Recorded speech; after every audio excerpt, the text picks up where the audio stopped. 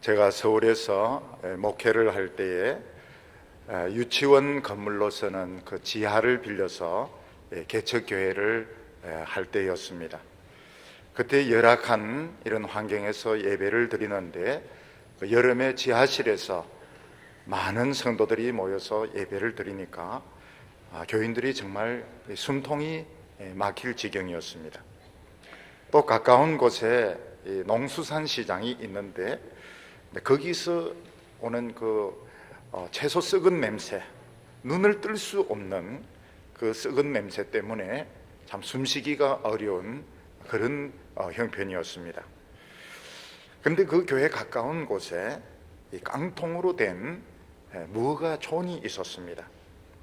거기에 아이들이 있었는데 이 아이들은 정말 아무도 돌봐주지 않는 이런 버려진 아이들이었고 굉장히 사납고 아주 비참하게 아이들이 살고 있었습니다. 송파구에 그렇게 가난하고 비참한 동네가 있는지는 아마 아무도 몰랐을 것입니다. 우리 교회 전도사님이 거기 있는 아이들에게 전도를 하기 시작했는데 복음을 전도한 것이 아니고 축구공을 가지고 전도를 하기 시작했습니다. 애들과 이렇게 공을 차면서 이제 사귀면서 이런데 애들이 조금씩 이제 교회를 오게 되었습니다. 그때 선생님들의 그 열심이 참 얼마나 대단했는가 하면 그 아이들이 옷도 정말 더럽고 떨어진 옷이고 얼굴도 안 씻어서 정말 아이들이 더러웠습니다. 근데 선생님들이 이 아이를 다 이제 목욕탕에 데리고 와서 씻기는데 남자 선생님은 남자 아이를 목욕탕에 데리고 가고 또 여선생님들은 여자 아이들을 목욕탕에 데리고 가고 그래서 이 아이들을 깨끗이 씻기고 그리고 이제 브랜드 있는 샤츠를 이렇게 하나씩 새 옷을 다 사입혔습니다. 그러니까 애들이 괜찮아요. 목욕하고 새 옷을 이렇게 입으니까 애들이 괜찮아요. 그리고 한 번도 책 교과서 이런 것이 없는 이런 아이들에게 선생님들이 자신들이 돈을 내 가지고 전과를 하나씩 사주었습니다. 얘들이 굉장히 기뻐해요. 너무너무 좋아하고 기뻐합니다. 근데 불행하게도 그 건물이 팔리면서 우리가 그곳을 이제 떠나야만 했습니다. 그때 교회를 제일 걱정하던 애들이 누군가 하면 그 깡통에 사는 애들이었습니다. 얘들이 일주일에도 몇 번씩 교회 와서 우리는 어느 교회 가야 돼요? 우리는 어느 교회 가야 돼요? 이런 질문을 하게 되었고 애들이 교회 걱정을 제일 많이 하는 것을 보게 되었습니다. 우리가 이 세상을 보면 참 불공평하다 이런 생각이 들 때가 많이 있습니다. 어떤 아이들은 부모가 돈도 많고 또 가정 형편도 좋아서 과외를 해가면서 좋은 학교에 다니는 이런 학생이 있는가 하면 어떤 아이는 집이 찢어질 정도로 가난하고 또 부모님이 병에 걸렸거나 또 알코올 중독자거나 또 자기 자신마저도 장애가 있거나 선천적인 병이 있어서 마음껏 공부하지 못하고 참 어렵게 사는 이런 사람들도 있습니다. 이럴 때 나는 참 너무 불공평하다, 너무 참 억울하다 이런 생각이 충분히 들 수 있습니다. 그런데 이상한 것은 하나님께서 찾아가실 때 누구를 찾아가는가 하면 좋은 환경에서 공부 잘한 이런 사람들을 찾아가는 것이 아니고 정말 찢어질 정도로 가난한 사람들, 비참한 사람들을 하나님 먼저 찾아가셔서 복음을 듣게 하시고 믿음의 부자가 되도록 하시는 것입니다.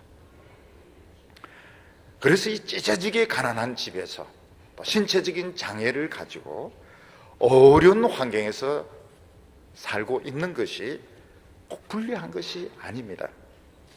왜냐하면 그렇기 때문에 더 하나님을 사랑할 수 있고 말씀을 더 잘 믿을 수 있고 더 큰 믿음의 부자, 더 큰 하나님의 말씀에 구자가 될 수 있는데, 이게 바로 하나님의 뜻입니다. 하나님의 성품이 그런 것입니다. 그래서 예수님께서도 말씀하시기를 마태복음 11장 25절과 26절에 보면 천지의 주제이신 아버지여, 이것을 지혜롭고 슬기 있는 자들에게는 숨기시고 어린아이들에게는 나타내심을 감사하나이다. 옳소이다. 이렇게 된 것이 아버지의 뜻입니다. 이렇게 말씀하셨습니다. 하나님 앞에서는 가난하고 무식하고 형편이 어려운 것이 문제가 아니라 하나님의 말씀을 주었는데도 안 믿는 불신앙이 더 큰 문제인 것입니다.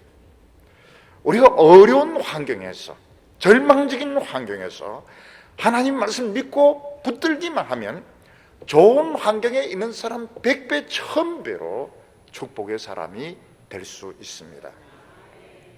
오늘 첫 번째는 이스라엘에서 가장 소외됐던 사람들에 대해서 말씀하고 있습니다. 이사야 당시에 같은 이스라엘 사람이면서도 가장 소외되었고 가장 비참한 형편에 살던 사람들이 스불론과 납달리 사람들이었습니다. 왜 이 스불론 사람들과 납달리 사람들이 그렇게 비참했는가, 그렇게 어려운 가운데 살았는가 하는 것은 우리가 분명하게는 알 수 없습니다. 그런데 북쪽의 이스라엘 왕국은 여러 차례 쿠데타가 일어나면서 굉장히 사람들을 편파적으로 대했던 것 같습니다. 그래서 스불론과 납달리 사람들은 이 정치의 편성을 잘 하지 못해가지고 어느 쪽이 세력을 잡을 것이냐, 어느 쪽이 성령이냐 이런 데 감이 넣는 바람에 결국은 미움을 받아서 많이 학살을 당하고 또 재산을 빼앗기고 굉장히 어려운 가운데서 살아야만 했습니다. 그런데 이사야는 뭐라고 말씀하고 있는가 하면 오늘 말씀 1절에 전에 고통당하던 자에게는 흑암이 없으리로다. 옛적에는 여호와께서 스불론과 납달리 땅으로 멸시를 당케 하셨더니 후에는 해변길과 요단의 저편 이방의 갈릴리를 영화롭게 하셨느니라. 이렇게 말씀하셨습니다. 전에 고통을 당하던 자에게 흑암이 없게 하겠다. 이 고통과 흑암을 이렇게 나란히 이야기를 하고 있습니다. 옛날에 어떤 사람들이 죄를 지어서 감옥에 갇히면 감옥이 제대로 된 감옥이 아니고 토굴입니다. 밑에는 진흙이고 한쪽에는 온물이고 한쪽에는 진흙이고, 그리고 거기는 뭐 샤워라든지 세수 이런 게 없습니다. 그래서 이 감옥에 갇힌 사람들은 정말 그 짐승과 같이 머리털, 손톱 깎지 못하고 세수하지 못하고 밑에는 진흙이고 오물이고 거기서 끝없이 풀려날 때까지 살 수밖에 없었습니다. 스불론과 납달리 사람들은 이스라엘 안에서 여러 번 정변이 일어나는 바람에 여기도 붙지 못하고 저기도 붙지 못하니까 결국 철저하게 소외를 당하게 되었던 것입니다. 그래서 군인들이 와서 사람들 많이 죽이고 빼앗아가고 불을 지르고 이렇게 하는 바람에 스불론과 납달리 사람들은 같은 이스라엘 사람들이면 사실은 인간다운 생활을 하지 못했습니다. 모든 문화적인 혜택, 모든 정치적인 이런 후원 다 끊어져 정말 그 짐승같이 소망 없이 살고 있었습니다. 근데 여기 보면 하나님께서 그들로 하여금 멸시를 당하게 하셨다고 말씀하고 있습니다. 왜 하나님께서는 하필 스불론과 납달리 사람들로 하여금 이 세상에 적응을 잘 못하게 하셔서 줄타기를 잘못해서 그렇게 어려움을 당하게 하셨는가? 그들에게 믿음을 주시기 위해서라고 말씀하고 있습니다. 그래서 하나님께서는 때가 되었을 때 스불론과 납달리의 어둠이 물러가게 하시고 멸시를 당한 그들을 영화롭게 하겠다, 이렇게 말씀하셨습니다. 여기 보면 해변길과 요단 저편의 이방 갈릴리, 이 해변이 지중해 해변을 말하지 않습니다. 우리가 이 성경을 읽으면서 자꾸 이렇게 혼동이 되는 것이 갈릴리가 이 호수지 왜 해변이냐, 이거는 우리들에게는 맞습니다. 그런데 이스라엘 사람들은 자꾸 거기를 바다라고 부르고 해변이라고 불러서 우리에게 혼동이 되는데, 여기서 말하는 해변은 갈릴리 옆에 호수 옆을 말하고, 요단강 동편에 있는 이방인 땅, 그들도 마찬가지였습니다. 그들도 쿠데타가 일어날 때 눈치를 잘 보고 한쪽에 아첨을 하고 조공을 바치고 이렇게 해야 되는데, 그렇게 잘 하지 못하는 바람에 미움을 사서 많은 학대를 당하고 재산을 뺏기고 정말 그 짐승과 같은 이런 어려운 처지에 있었던 것입니다. 하나님께서는 그들을 영화롭게 하시겠다고 약속하셨습니다. 여기서 말하는 스불론과 납달리 사람들은 꼭 문자적으로 스불론과 납달리 사람들을 말하지 않습니다. 이 세상에서 교육의 혜택을 받지 못하고, 이 세상에서 물질의 혜택을 받지 못하고, 정말 어두운 가운데서 가난과 절망 가운데서 살고 있는 그 사람들을 하나님은 사랑하셔서 먼저 말씀으로 찾아가신다고 이야기를 하고 있습니다. 여기 2절에 보면 좀 더 구체적으로 설명을 하고 있는데, 흑암에 행하던 백성이 큰 빛을 보고 사망의 그늘진 땅에 거하던 자에게 빛이 비치도다, 이렇게 말하고 있습니다. 흑암에 행하던 백성, 어두움 가운데 끊임없이 걸어가는 사람들, 어떤 사람들입니까? 전쟁에 져서 포로로 끌려가는 사람들입니다. 이 포로로 끌려가는 사람들은 밤에도 끊임없이 보따리 하나 짊어지고 쇠사슬에 묶여서 가야 됩니다. 이 사람들에게는 아침이 오더라도 그건 아침이 아닙니다. 이 사람들에게는 희망이 없기 때문에 밤만 계속되고 있는 것입니다. 여기 보면 사망의 그늘에 앉은 자들이라고 말하고 있습니다.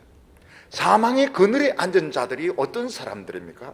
전쟁이 터져서 성이 포위가 되었습니다. 지금 양식이 없습니다. 전염병이 퍼지고 있습니다.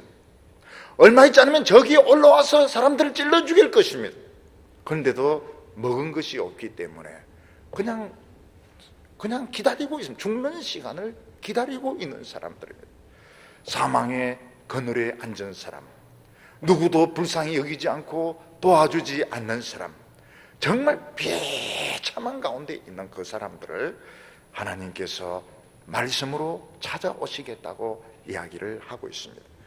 3절에 보면 주께서 이 나라를 장성케 하시며 그 즐거움을 더하게 하셨으므로 추수하는 즐거움과 탈취물을 나누는 때의 즐거움같이 그들이 주 앞에서 즐거워하오니. 옛날에 보면 야반 도주하는 이런 일들이 있었습니다. 장사를 하거나 사업을 하다가 크게 빚을 지게 되었는데 돈이 없을 때, 부도가 나서 돈을 갚을 수 없을 때 모든 걸 다 포기하고 밤에 도망을 치게 됩니다. 그게 이제 야반 도주죠. 밤에 도망치다 보면은 제대로 가질 못합니다. 돌부리에 채여서 넘어지기도 하고 어디로 가야 될지도 모릅니다. 끊임없이 갈 수 있으면 고향으로부터 아는 사람이 없는 먼 곳으로 도망을 쳐야 되는데, 그때 신세가 얼마나 처량한지 모릅니다. 밤에 먼 길을 떠나다 보면은 길가에 어떤 집에서 창문에서 빛이 비치면서 식구들이 도란도란 이야기하는 게 그렇게 부럽고 딸그락딸그락 하면서 밥 먹는 소리 아마 춤이 꽉 삼키면서 좀 한 그릇 얻어먹었으면 좋겠는데 그 얻어먹는 것이 쉽지가 않습니다. 먼 곳으로 도망을 쳐야 되는데 어디까지 도망을 쳐야 빚쟁이들이 안 쫓아오는지, 그리고 언제 자기에게 다시 밝은 날이 돌아올지 기약을 할 수 없는 것입니다. 근데 이 사람들이 캄캄한 길에 도망을 치면서 모르는 것이 한 가지 있는데, 그게 뭔가 하면 누가 함께 계속 걸어가고 있다는 것입니다. 그게 누군가 하면 바로 우리 주님이십니다. 예수님께서 십자가에 못 박히신 뒤에 부활하셨다, 예수님 무덤에 변화가 생겼다 하는 소식을 듣고서도 두 제자는 믿지 않고 너무 낙심해서 엠마오로 가고 있었습니다. 그들은 너무 슬픔에 빠져 있었기 때문에 너무 절망하고 있었기 때문에 같이 가는 분이 누군지 몰랐습니다. 예수님은 이들과 쭉 길을 같이 동행했는데도 그들은 예수님이 함께 가고 있다는 걸 꿈에도 생각하지 못했습니다. 나중에 예수님께서 성경을 가지고 예수님이 다시 살아나야 될 것을 설명할 때 마음이 막 뜨거워지기 시작했고, 여관에서 예수님을 딱 봤을 때 예수님인 줄 알았습니다. 그리고 예수님은 사라지셨습니다. 오늘 우리들은 내가 최악의 상태, 가장 힘든 길을 걷고 있을 때 우리 옆에는 누군가 한 분이 같이 걷고 있는 것입니다. 그분이 누군가 하면 바로 우리 주님이 함께하고 있는 것입니다. 학생들은 재수하고 삼수할 때 굉장히 절망을 합니다. 또 어른들은 모든 빚 때문에 재산 다 포기하고 고향을 떠났을 때, 낯선 곳에서 새로운 생활을 시작할 때 굉장히 절망을 합니다. 청년들이 정신적으로 방황할 때 막 술 마시고 막 방탕한 길로 빠지려고 할 때에 굉장히 자기는 혼자 있는 줄로 알지만 주님은 옆에 계셔서 가장 먼저 찾아오시고 복음으로 붙잡아 주시는 것입니다. 조지 휘필드가 처음 목사가 되었을 때 워낙 이 설교가 강력하니까 설교를 듣는 사람마다 막 미친 것처럼 이렇게 반응을 했습니다.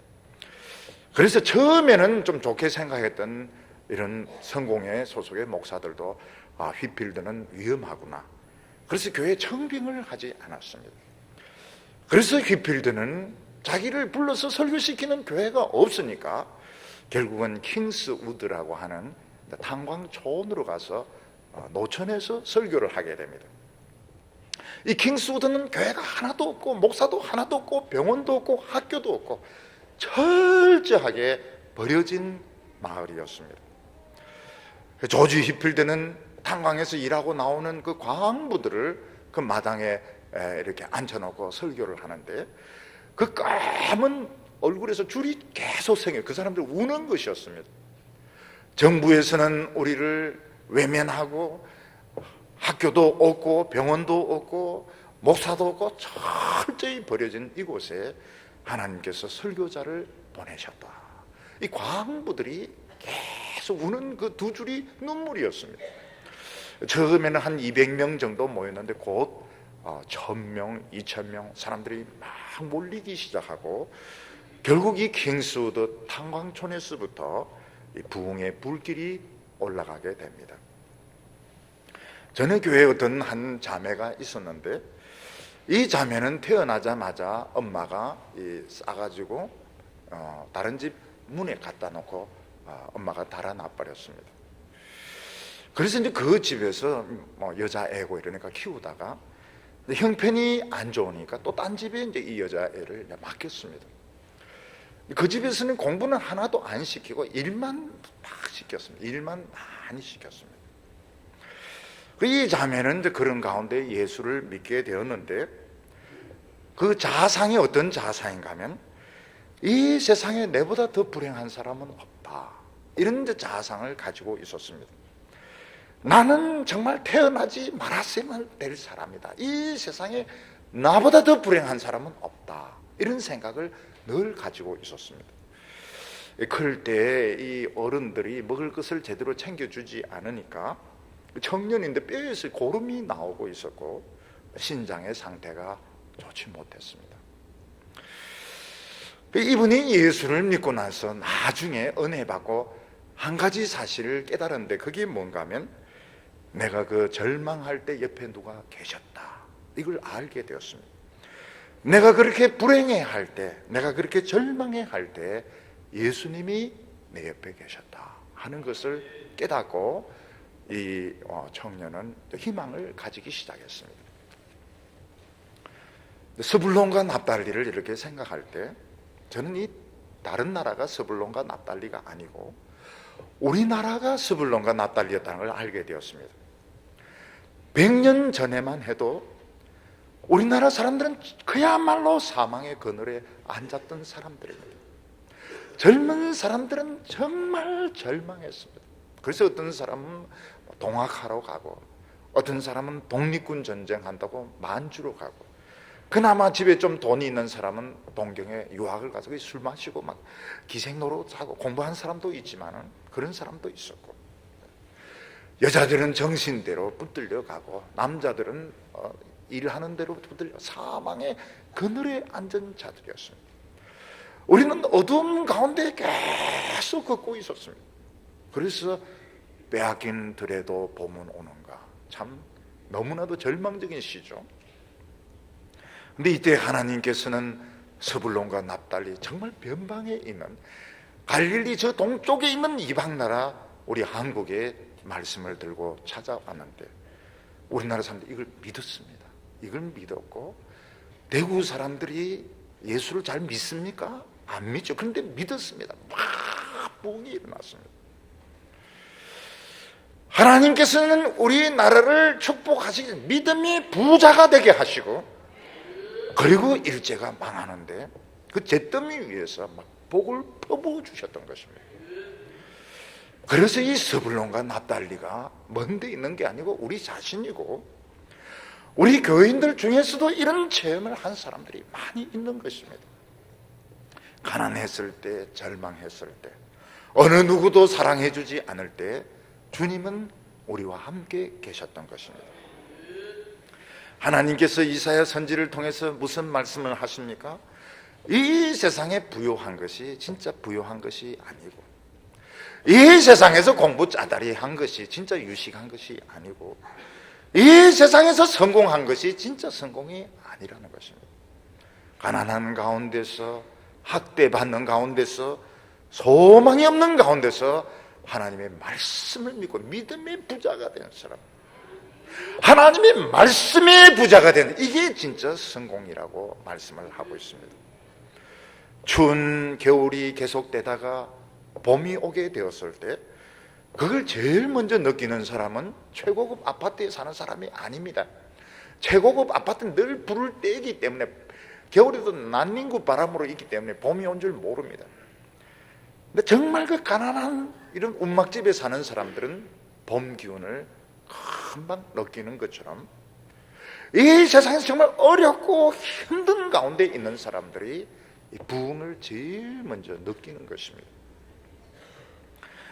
엘리사가 선지자로 있을 때 사마리아가 포위되면서 정말 경제가 어려웠습니다. 어느 정도 어려나 아기를 삶아 먹을 정도로 그렇게 어려웠습니다. 왕은 이 엘리사 때문에 이런 어려움이 왔다, 엘리사 목을 베려고 왔을 때 엘리사가 뭐라고, 매일 이맘때 24시간 안에 본 가루 한 스가에 한 달란트하고, 그리고 보리 2서에 한 달란트 한다, 이렇게 이야기를 했습니다. 한 세겔 한다고, 고운 가루 한 서하에 한 세겔 하고, 보리 2서하에 한 세겔 한다. 24시간 안에 먹는 문제가 다 해결된다고 예언을 했습니다. 그때 한 장관이 뭐라고 이야기하는 거예요? 하늘을 열어도 그런 일은 일어나지 않는다, 불가능하다고 이야기했습니다. 그때 엘리사가 네가 보리라, 그러나 먹지는 못하리라. 참 무서운 말이에요. 네가 보겠지만 먹지는 못할 거다. 그리고 밤에 하나님께서 하늘의 서태레오를 틀어놓는데 막 말소리, 병거소리 막 나니까 그 많은 아람 군대들이 무기와 양식을 두고 그냥 다 달아나 버렸습니다. 지금 사마리아 성 밖에는 엄청난 양식이 쌓여있는데 이걸 아무도 모릅니다. 그걸 처음으로 발견한 사람들은 한센 환자들이었습니다. 그들은 어차피 죽으니까 목숨 걸고 구걸하자, 살려주면 다행이고 죽으면 죽자. 보니까 아무도 없고 양식 보물 엄청나게 있는 것입니다. 이 사람들이 성문을 두들기면서 이 사실을 알려주지만 사마리아 사람들은 안 믿습니다. 근데 도저히 더 이상 견딜 수가 없으니까 결국 몇 명을 보내서 조사를 해보니까 이게 사실이었습니다. 사람들이 막 곡식이 있다는 말을 듣고 막 밀려서 나오는데 이 신하가 막 질서 이러다가 밀려서 넘어졌는데 밟혀서 터져서 죽습니다. 네가 보리라, 그러나 먹지는 못하리라. 굉장히 무서운 것입니다. 여러분, 신앙생활을 할 때 이게 얼마나 무서운 건가, 이 무서운 줄 알아야 됩니다. 하나님의 말씀이 무섭구나, 교회가 정말 무섭구나, 이걸 알아야 제대로 신앙. 네가 보리라, 그러나 먹지는 못하리라. 밟혀서 터져서 죽는 겁니다. 결국 믿음이 없는 것이 문제지 우리의 형편과 처지는 큰 문제가 되지 않습니다. 오히려 그 어려운 절망의 시기가 하나님의 큰 축복을 받을 수 있는 기회가 되는 것입니다. 근데 사람들은 이상하게 성공하고 잘 나가면 자기 도취에 빠지게 됩니다. 자기 도취에 나는 하나님 앞에 대단한 사람이다, 나는 엄청나게 똑똑한 사람이다, 이런 생각을 가지고 은혜 받는 건 당연하게 생각합니다. 은혜 받는 것은 당연하고 더 잘되고 더 성공하려고 하는데 하나님은 그걸 싫어하십니다. 하나님은 겸손하고 감사하는 사람을 더 기뻐하시고 좋아하십니다. 어떤 사람이 죄를 지어서 감옥에 갇혔는데 잘생겼다, 저 사람은 정말 감옥에 갇힌 죄수 1320번 알롱들롱같이 생겼다, 그게 무슨 소용이 있습니까? 죄수지요. 저 사람, 저 옆에 감방에 갇힌 사람 머리 엄청나게 좋다, 머리 좋아봐야 탈옥할 것밖에 생각하지 않습니다. 감옥에 다 갇혀있는 죄수들은 잘생기고 머리 좋고 똑똑해봐야 하나님 앞에서는 다 죄수인 것입니다. 하나님께서는 어떤 사람을 좋아하시는가? 하나님 앞에 아무것도 자랑할 것이 없는 사람, 말씀을 주시면 아무 이유 없이 조건 없이 무조건 믿는 사람, 이런 사람을 하나님 믿음의 부자가 되기를 원하시는 것입니다. 그래서 예수님은 그 뛰어난 능력과 뛰어난 그 설교의 말씀을 가지고 예루살렘에서 일을 하지 않습니다. 예루살렘에서 예수님께서 이 병자를 고치시고 말씀을 전하신 인기가 아마 100배 이상 올라갔을 것입니다. 그런데 예수님은 갈릴리에서 말귀도 알아듣지 못한 사람, 아무리 설교해도 못 알아듣는 사람들, 그 갈릴리에서 거의 대부분의 시간을 보내셨습니다. 그래서 심지어는 그 동생들도 이해를 못해요. 왜 여기서 썩고 있느냐고, 예루살렘으로 올라가라고. 근데 예수님께서는 갈릴리 사람을 좋아하셨습니다. 왜냐하면 이게 하나님의 성품인 겁니다. 하나님의 성품은 가난한 자를 좋아하십니다. 자랑할 것이 없는 사람들을 좋아하십니다. 그래서 마태 사도는 예수님이 갈릴리에서 말씀을 전하신 것을 보고 바로 이 이사야의 예언이 성취되었다고 말을 했습니다. 마태복음 4장 13절에 보면 나사렛을 떠나 서불론과 납달리 지경 해변에 있는 가버나움에 가서 사시니 이는 선지자 이사야로 하신 말씀을 이루려 하심이라. 일러서되 서불론 땅과 납달리 땅과 요단 저편 해변길과 이방의 갈릴리여, 흑암에 앉은 백성이 큰 빛을 보았고 사망의 땅과 그늘에 앉은 자들에게 빛이 비치었도다 하였도다, 이렇게 말하고 있습니다. 오늘도 마찬가지입니다. 내가 우리 집이 그렇게 잘 살지 못하고 내 머리가 뛰어나지 못하고 그래서 내가 세상에서 크게 인정받지 못하는 것이 하나님 앞에서는 크게 문제가 되지 않습니다. 믿음이 없는 게 문제지, 믿기만 하면 몇십 배, 몇백 배의 복을 받을 수 있습니다. 근데 가난하고 머리도 나쁜데 믿음도 없다, 그러면 최악입니다. 믿음마저도 없으면 어떻게 하겠습니까? 믿음은 가지고 있어야 됩니다. 오늘 두 번째는 메시아의 오심에 대해서 예언을 하고 있습니다.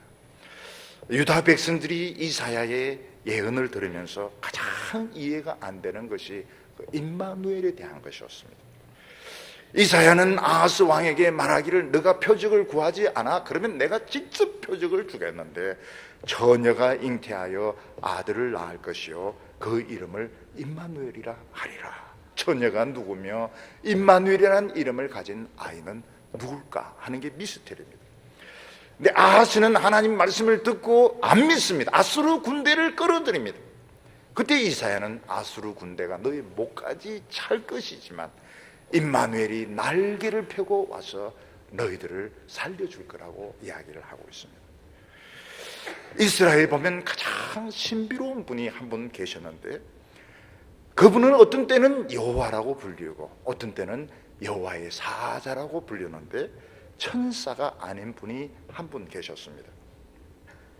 이분은 여러 가지 이름을 가지고 있는데 어떤 때는 여호와 이레, 여호와 라파, 여호와 니시, 여호와 샬롬, 여러 이름을 가지고 있었습니다.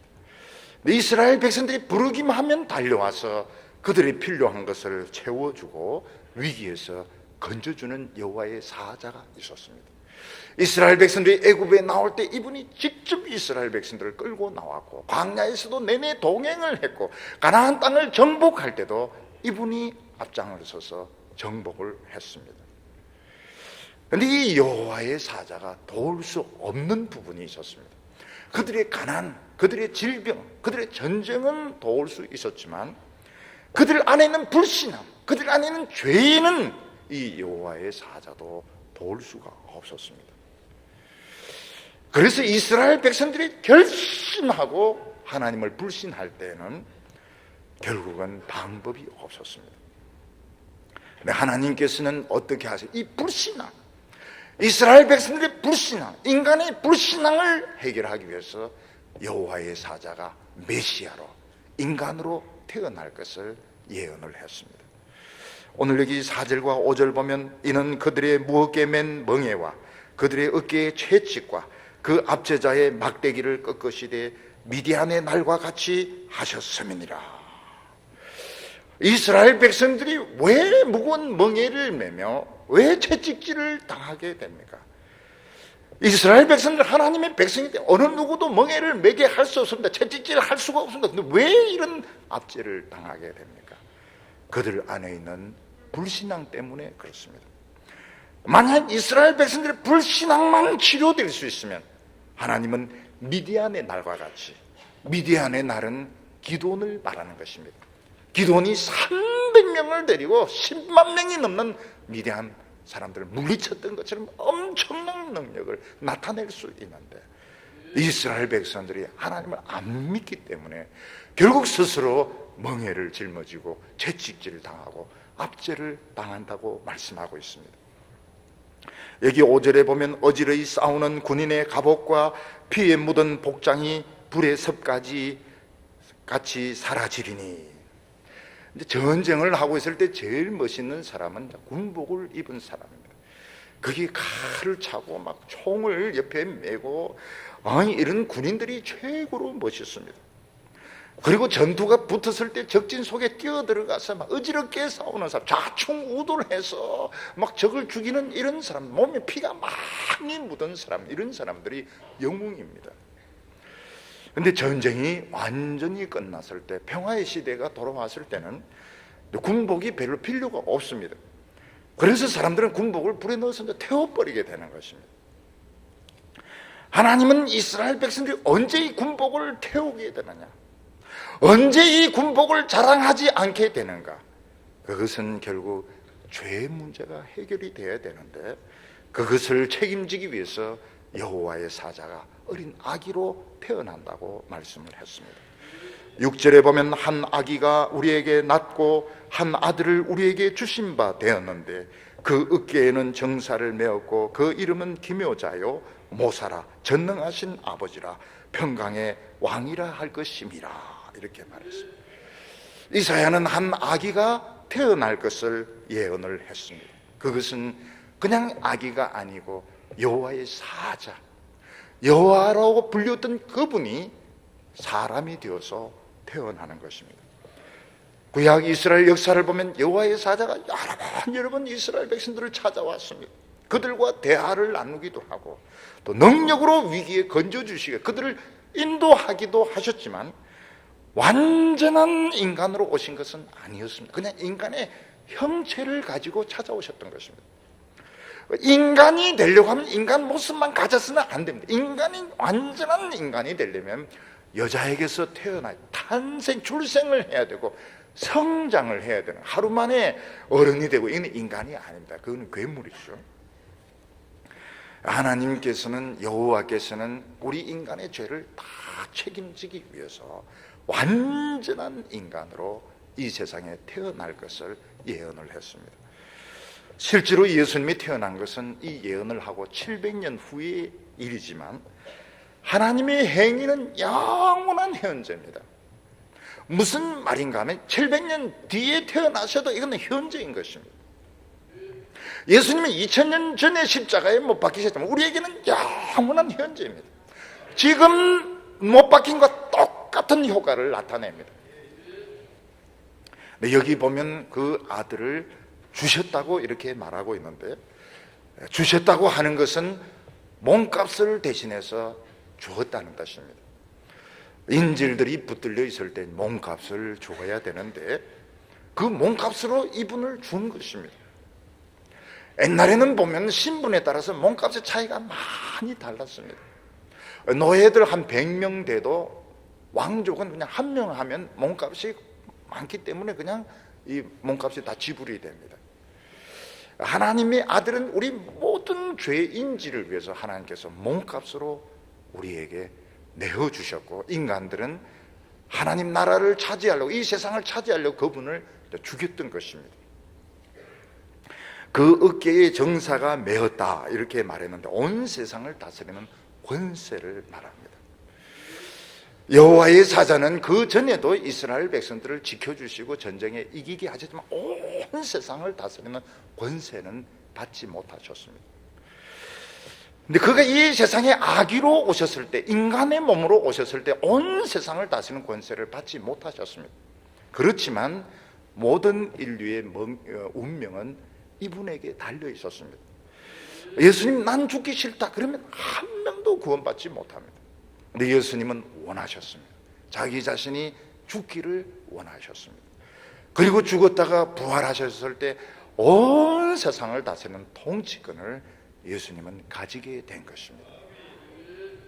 여기 보면 그분의 별명이 나오는데 이름이 기묘라고 했습니다. 많은 성경에서는 기묘라 모사라, 이걸 부처가 영어 성경에서는 기묘한 모사다 이렇게 번역을 하고 있는데 우리 번역이 더 낫습니다. 기묘고 모사다, 따로 떼어서 번역하는 것이 더 좋습니다. 그분은 별명이 기묘인데 영어로 원더풀입니다. 그분은 참으로 이해할 수 없는 그런 분입니다. 그분의 출생을 우리는 이해할 수가 없습니다. 어떻게 하나님이 인간의 여자 몸속에 임신이 될 수 있는가? 이거는 우리가 이해를 기묘한 것입니다. 어떻게 하나님께서 우리 인간과 똑같이 생기시고 다른 아이들과 똑같이 성장할 수 있었는가?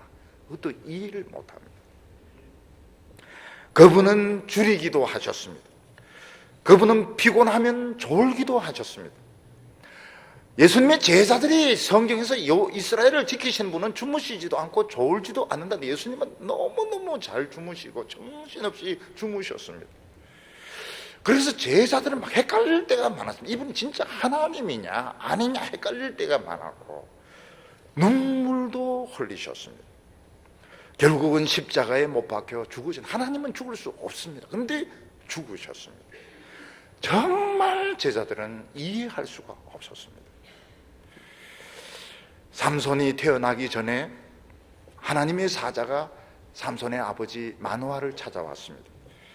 그때 삼손의 아버지 마노아가 당신의 이름이 뭡니까? 나의 이름은 기묘다 이렇게 이야기합니다. 천국에서 기묘라는 별명을 가진 천사는 없습니다. 이분 외에는, 여호와의 사자 이분 외에는 기묘라는 별명을 가진 천사는 한 명도 없습니다. 근데 그분은 진짜 삼손을 참 이해할 수 없도록 강하게 만들었습니다. 이 삼손은 그냥 우리 인간인데 성령의 능력이 물리적인 힘으로 나타났습니다. 어느 정도 삼손이 힘이 세었는가? 포크레인 하나 정도 되는 그런 힘을 나타냈던 것입니다. 많은 사람들은 삼손이 막 근육질이고 막 이런 육체미한 이런 육체를 가졌을 거라 했는데 아닐 수도 있습니다. 육체미 안 했으면 어떻게 하려고 그래요? 그냥 평범하게 생기는데 성령이 임하는 순간 막 성문을 막 뜯어내버리는 거예요. 하나님께서 이스라엘 백성들을 애굽에서 이끌어낼 때 10가지 재앙을 일으켰는데 똑같은 재앙이 하나도 없습니다. 하나님이 하신 것은 전부 다릅니다. 그래서 우리는 기도 응답을 받을 때 내 생각대로 응답해 줄까, 그런 생각을 버리시기 바랍니다. 예측을 하면 안 돼. 예측한 거 한 번도 안 맞습니다. 기도한 대로, 이렇게 예측한 대로 되는 경우는 거의 없습니다. 워낙 하나님은 머리가 좋으시기 때문에. 그래서 그걸 각오하시기를 바랍니다. 응답하시기는 하시는데 내가 생각한 것과는 많이 다를 거다. 어떤 사람은 저 사람이 돈 준다고 막 기대를 하고 있는데 그 사람은 안 줍니다. 막 틀림없이 안 줍니다. 딴 방법을 통해서 공급해 주실 것입니다. 그분은 기묘합니다. 너무 놀라운 방법으로 일하시기 때문에 우리는 그것에 대해서 문을 열어놓아야 됩니다. 내가 생각한 것과 다른 방법으로 일하실 수 있다는 것을 열어놓아야 됩니다. 그리고 그분은 모사입니다. 모사는 카운셀러라는 뜻을 가지고 있습니다. 우리는 어려운 일 당하면 카운셀러와 의논을 하는데, 이 카운셀러가 여러 가지 좋은 조언을 해주지만 내 인생을 대신 살 수는 없습니다. 특히 요즘 현대의 상담의 원칙은 이 내담자가 스스로 해결하도록 하는 것이 상담의 원칙입니다. 그래서 이 상담자가 대신 뭘 해주면 이건 이제 실패를 하게 됩니다. 상담이 실패하게 됩니다. 상담자는 가만히 있고 입만 나불거리고 내담자가 자기 알아서 살든지 죽든지 알아서 하도록, 이게 이제 상담의 원리죠. 엄마는 아들을 너무 사랑하지만 대신 군대 가줄 수가 없습니다. 엄마는 딸을 너무 사랑하지만 대신 아기를 낳아줄 수 없습니다. 아기는 자기가 낳아야 됩니다. 그래서 이 세상의 상담은 한계가 있습니다. 코치가 아무리 유능하다 하더라도 선수 대신 뛸 수가 없습니다. 선수는 자기가 해야 되는 겁니다. 과외 선생님이 아무리 유능해도 수능 대신 쳐줄 수가 없고, 대신 쳐주는 순간 이건 이제 붙들리게 되는 부정행위가 되게 되는 겁니다. 근데 하나님 아들 메시아는 그렇지 않습니다. 우리 속에 오셔서 내 인생을 살기 시작하십니다. 내 인생을 설계하시고 나를 훈련하시고 나를 주장하시고 내 입과 내 손을 사용해서 내 인생을 대신 살아주십니다. 주님은 우리에게 성령을 주셔서 어느 누구도 보지 못하는 것을 보게 하시고 이해하지 못하는 것을 이해하게 하십니다. 우리 학생들 중에서는 물리학이 어렵다, 또 고등 수학이 어렵다, 이렇게 많이 이야기하는데 걱정하지 마시고 제일 어려운 것이 성경입니다. 성경을 이해하는 게 최고로 어려운데 이걸 이해하도록 만드십니다. 이 세상 싸움 중에서 최고로 어려운 싸움이 마귀와의 싸움이고 자기 자신과의 싸움입니다. 마귀는 눈에 보이지 않습니다. 그리고 자기 자신은 자기가 좋아합니다. 내가 원하는 것입니다. 근데 성령은 눈에 안 보이는 마귀와 싸워서 이기게 하고 자기 자신을 굴복을 시킵니다. 우리에게 제일 힘든 게 뭡니까? 기도하는 겁니다. 기도하는 것이 쉽다는 사람 아무도, 기도하는 것이 최고로 어렵습니다. 핸드폰 가지고 떠들으라 하면 몇 시간을 떠들겠는데, 문자나 카톡 해라면 얼마든지 하겠는데, 기도는 눈 감는 순간 캄캄해지면서 할 말이 없습니다. 옆에서 누가 막 세게 이야기하는데 조리가 있으면 따라갑니다. 아멘, 아멘. 오늘 내 기도 대신해 주네. 저는 어떤 때 보면 옆에서 너무 기도를 떨어뜨리는데 너무 내용이 좋아요. 그래서 막 계속 그거 들으면서 아멘, 아멘 이러니까 기도 다 끝나버렸습니다. 엄마가 아기를 키울 때 보면 아기들이 이제 말을 잘 못하고 의사 표현을 못하니까 떼떼떼떼떼 그러죠. 떼떼떼떼 그리고 짜증을 부리고 있는데 다른 사람들은 그걸 전혀 못 알아듣습니다. 근데 엄마는 그게 정확하게 통역이 됩니다. 떼떼떼떼 이렇게 하는 것이 뭘 먹고 싶다든지 뭐 어디 가고 싶다든지 엄마는 이게 이제 통역이 되는 것입니다. 그래서 엄마는 애를 위해서 정확하게 그걸 해줍니다. 애가 먹고 싶은 거, 지금 뭐가 불편한지 이걸 엄마는 딱 들으면 압니다. 모든 엄마들은 방언 통역의 은사가 있습니다. 성령님은 우리로 하여금 기도하게 하십니다.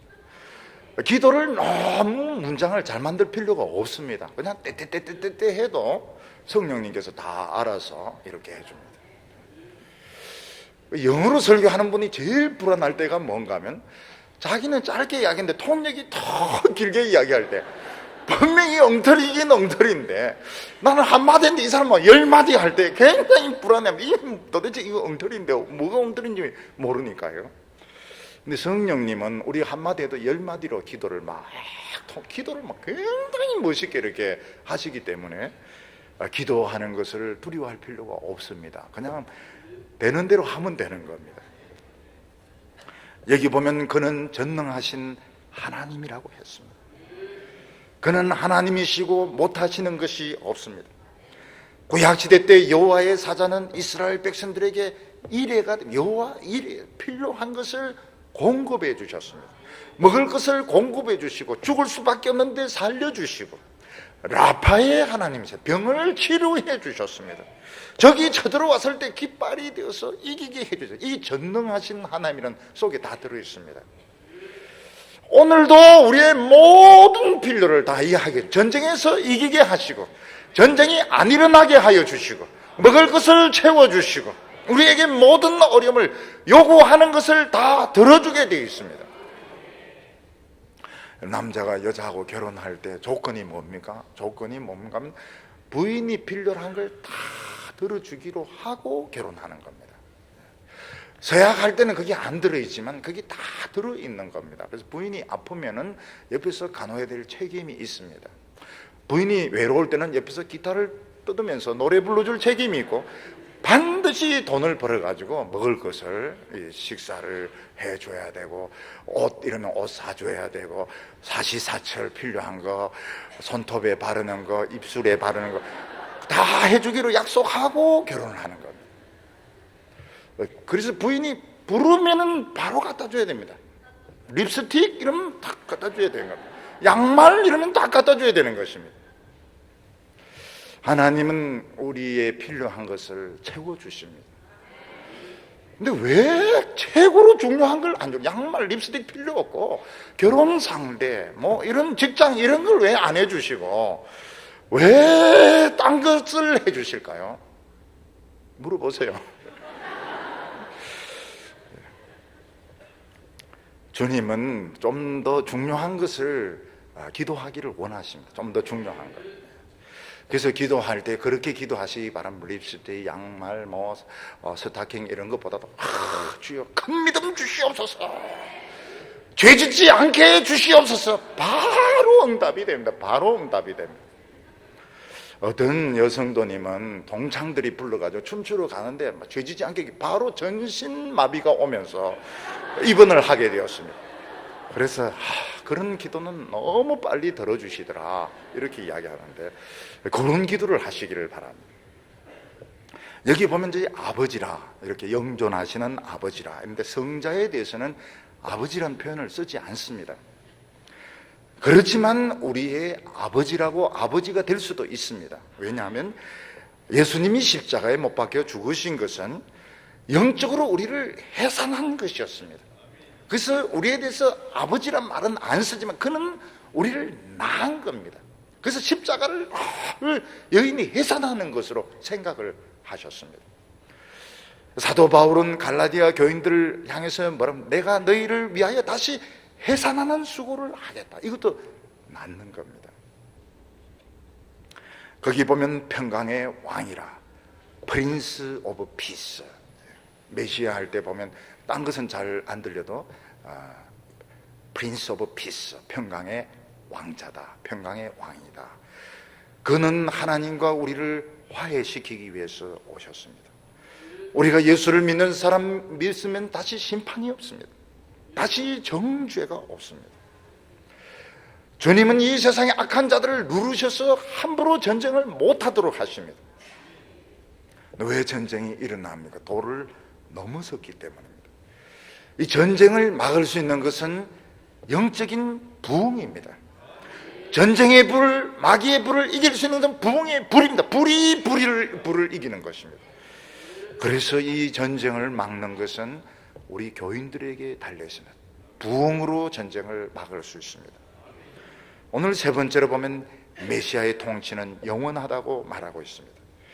이스라엘 역사, 유다의 역사를 보면 참 훌륭한 믿음의 왕도 있었지만 믿음이 없는 악한 왕도 있었습니다.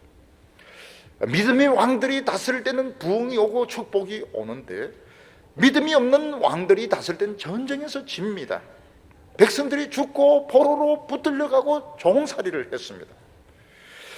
그래서 이스라엘과 유다의 그 숙제가 무엇인가 하면 어떻게 믿음 좋은 왕이 계속 다스릴 수 있을까 하는 것입니다. 근데 그게 불가능했습니다. 왜냐하면 믿음 좋은 왕이 있더라도 늙어서 죽습니다. 그리고 그 아들은 또 아버지를 닮지 않습니다. 아버지 너무 캐캐 먹었다. 그래서 또 세상적으로 갑니다. 그러나 메시아의 통치는 중단되지 않는다고 말했습니다. 7절에 그 정사와 평강의 더함이 무궁하며 또 다윗의 위에 앉아서 그 나라를 굳게 세우고 지금 이후 영원토록 공평과 정의로 그것을 보존하실 것이며 만군의 여호와의 열심히 이를 이루실 거라고 말했습니다. 그 정사와 평강의 더함이 무궁하고 정사 통치가 연장이 되고 또 연장이 되고 또 연장이 됩니다. 너무 훌륭한 왕이 있으니까 임기가 또 연장이 되고 또 연장이 되고 그러니까 아주 안정이 됩니다. 그리고 평화가 더하고 더하고 또 더합니다. 평화의 시대가 끝나고 또 평화의 시대가 오고 또 평화의 시대가 평화의 시대가 영원히 계속이 되게 됩니다. 세상의 역사를 보면 평화가 100년 이상 지속되는 경우가 많지가 않습니다. 100년 되기 전에 인간들은 자꾸 건질건질해지는 것 같아요. 평화가 오래되면 이제 건질건질해서 전쟁하고 싶어서 결국 전쟁을 터뜨리게 됩니다. 한국전을 치렀던 사람들은 우리가 진짜 휴전입니다. 휴전이 뭔가 하면 잠시 전쟁을 멈추는 것인데 평화가 60년 넘게 지속될 줄 몰랐다. 이런 이야기들을 참전 용사들이 하고 있습니다. 정말 그때 잠깐 전쟁을 쉬고 또 싸우는 줄 알았는데 60년이 넘도록 평화가 지속될 줄 몰랐고 또 놀란 것은 이 한국이 이렇게 발전할 줄 우리는 몰랐다. 이걸 모두 다 이야기하고 있습니다. 이건 평화의 왕 하나님이 우리를 다스려 주셔서 그런 것입니다. 예수님의 통치는 말씀을 물 붓듯이 부어주십니다. 하나님의 백성들이 미신을 따라가고 세상을 따라가고 죄를 짓기 때문에 결국은 망하는 것인데 말씀이 폭포수같이 쏟아지면 마귀도 어떻게 속일 수가 없습니다. 그는 다윗의 위에 앉아서 그 나라를 영원히 다스리게 되는데 하나님께서 다윗에게 약속하신 것이 무엇입니까? 다윗의 등불을 끄트리지 않겠다 그렇게 약속을 하셨습니다. 근데 더 중요한 것이 뭔가 하면 신하들이나 백성들이 못 따라온다 하더라도 다윗의 후손 한 명만 말씀 붙들고 나면 무조건 부흥을 주겠다. 무조건 전쟁에 이기기. 다윗의 자손 딱 한 사람이 중요한 것입니다. 요즘도 교회에 보면 뭐 장로님들이 어떻다, 권사님들이 어떻다, 집사님들 불평을 하고 이러는데 실제로는 목사가 중요한 거예요. 목사의 믿음이 굉장히 중요합니다. 자기 자신이 말씀을 믿고 나가면 부흥이 오게 돼 있습니다. 교인들은 또 따라옵니다. 교인들은 양떼기 때문에 처음에는 좀 이해가 안 되는 경우도 있고 좀 생각이 다를 수도 있지만 결국은 양떼들은 다 따라오게 돼 있습니다. 왜 우리가 보기에는 부흥의 불씨가 자주 꺼지는 걸까요? 그것은 주님에게 문제가 있는 것이 아닙니다. 주님은 공평과 정의로 다스린다고 했는데 말씀이 없으면 부흥이 꺼지는 것이 이게 정의고 이게 공평한 것입니다. 아무리 교회가 크고 오래되고 유명하다도 말씀 안 붙들면 부흥의 불이 꺼지는 것이 이게 공평한 것입니다. 그러면 어디에 부흥의 불이 붙게 됩니까? 평신도들 가운데 조그만 교회들, 가정교회 이런 데서 말씀에 목숨을 거는 사람이 있을 때 거기서 부흥의 불이 붙습니다. 그래서 부흥의 불은 꺼지지 않습니다. 메시아의 통치는 영원합니다. 그렇지만 인간들은 부흥의 촛대를 뺏기게 되는 것입니다. 교회를 보면 한 30년 넘도록 계속 부흥하는 경우가 별로 없습니다. 왜냐하면 교회가 커지게 되면 지식인들이 많이 들어오게 되면, 지식인들이 많이 들어오면은 말씀 기도 별로, 먼저 행사를 좋아합니다. 행사를 좋아하고 인간관계를 좋아하고, 또 목사는 막 불려나가는데 회의가 굉장히 많아요. 회의가 많고 행사에 참여하고 얼굴 내고, 그래서 성경을 연구할 시간이 없습니다. 근데 놀랍게도 교인들은 그 분별을 못합니다. 준비되지 않은 설교란 것을 이해를 못합니다. 우리 한국 사람들은 음식점에 가도 딱 앉으면 음식이 딱 나와야 되듯이, 설교도 그냥 앉으면 나오는 거로 생각하는데 그런 거 없습니다. 누구와 만나서 이야기하면 그게 없어질 때까지는 설교가 안 됩니다. 준비 자체가 안 돼요.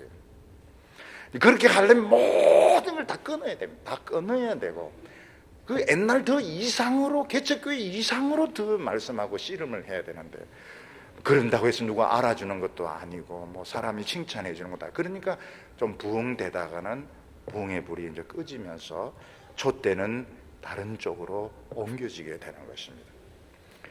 그래서 지금까지 잘 믿은 것은 자랑해봐야 소용이 없습니다. 중요한 것은 지금입니다. 지금 내가 처음 믿는 심정으로 돌아갈 때, 내가 처음 믿는 초신자의 심정으로 돌아가면 불이 붙습니다. 나는 뭐 30년이다 40년 믿었다, 나는 직책이 뭐다 이러면은 결국은 부흥의 불이 꺼지는 것이 공평한 것, 촛대를 뺏기는 것이 그게 당연한 것입니다. 주님에게 문제가 있는 거, 우리의 자세히 문제가 있는 것입니다. 뭐 제일 크다, 제일 오래됐다, 다 꺼집니다. 다 꺼져. 오래되긴 뭐가 오래되고 크긴 뭐가 크고, 그 다 교만이고 자랑이죠. 초신자의 심정으로 난 처음 믿는다, 난 아무것도 모른다, 나는 왕무식하다, 차 뒤에도 왕초보 이런 거 붙어 있는데 우리는 뭐 왕무식하다, 누가 뭐래도 우리는 그런 거 모른다, 그러면서 막 여기에 막 매달리면 불이 붙습니다. 자랑하면 불은 꺼집니다. 자기들이 알아서 해야 되는 겁니다. 주님에게 뭐 불공평하다 이래 할 필요가 없어요. 메시아는 공평과 정의로 다스리고, 교만하고 자랑하는 사람은 촛대를 뺏기는 겁니다. 뺏기고 자랑을 가지는 것이에요. 여기 보면 여호와의 열심히 이룰 것이라 했습니다. 여호와의 열심히 몸 자랑할 것이 없는 사람들을 축복하는 것이 하나님의 열심입니다. 정말 믿음 없는 사람을 믿음 있게 하는 것이 하나님의 열심인 것입니다. 우리 성도들 가운데는 가정의 혜택을 받지 못하고 어려운 가운데 살아오신 분들이 많고, 지금도 어려운 형편에 있는 분들이 많이 계십니다. 이것을 원망하고 불평하면 진짜 바보가 되어버립니다. 이때 하나님 앞에서 하나님께서 믿음의 복을 주시려고 하는 것이나 하늘의 부자가 되게 하시려는구나 말씀을 붙들고 큰 축복받는 우리 성도들 되시기를 축원합니다. 기도드리겠습니다. 거룩하신 하나님 아버지, 우리 인간들의 중심을 아시고 아무것도 자랑하고 내어놓을 것이 없는 저희들로 천국의 부자로 만들기 위하여 말씀으로 찾아오심을 믿습니다. 옛날 100년 전만 해도 이 땅은 스불론과 납달리였으며 전 세계에서 제일 절망하고 제일 불쌍한 사람들이었는데, 복음을 통하여 복을 받고 큰 부흥의 역사가 일어나게 되었습니다. 주여, 저희들이 다시 한번 하나님 앞에서 낮아지게 하여 주시옵소서. 필사적이 되게 하여 주옵소서. 지금까지 잘 믿은 거 다 내려놓게 하여 주시옵소서. 주여, 저희들을 불쌍히 여겨 주시기를 원합니다. 오늘 저녁에 우리의 마음속에 부흥의 불이 붙게 하여 주시고 하나님을 향하여 부르짖게 하여 주셔서 전쟁의 불씨는 꺼지게 하여 주시고 다시 젊은이들의 마음속에 큰 축복의 역사가 일어나게 하여 주시옵소서. 예수님의 이름으로 기도하옵나이다.